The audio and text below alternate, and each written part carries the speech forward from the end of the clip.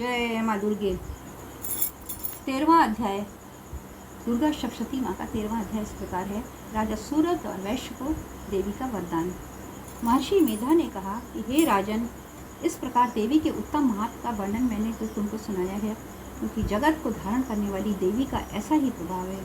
वो देवी ज्ञान को देने वाली है और भगवान विष्णु की ये माया के प्रभाव से तुम और ये वैश्य और अन्य विवेकी जन मोहित होते हैं और भविष्य में मोहित होते रहेंगे। हे राजन, तुम इसी देवी की शरणागत में जाओ।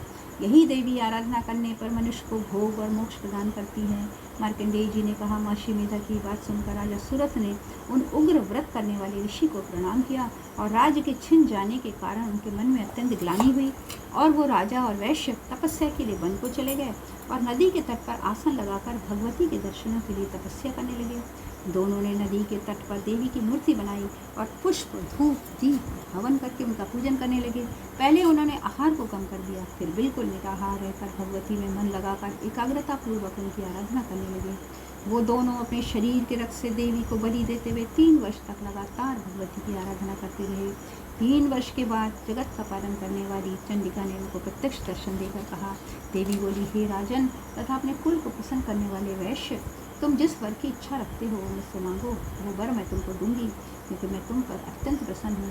मार्कंडेय जी कहते हैं, ये सुनकर राजा ने अगले जन्म में नष्ट न होने वाला अखंड राज और इस जन्म में बलपूर्वक अपने शत्रु को नष्ट करने के पश्चात अपना पुनः राज प्राप्त करने के लिए भगवती से वरदान मांगा।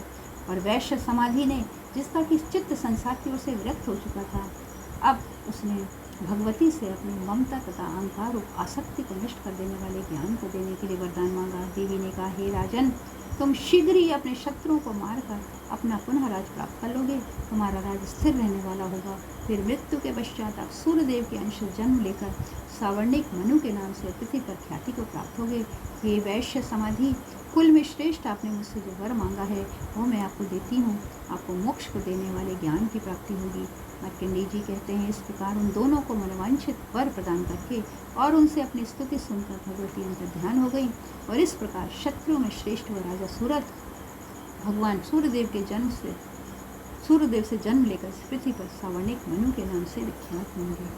जय माँ अम्बे।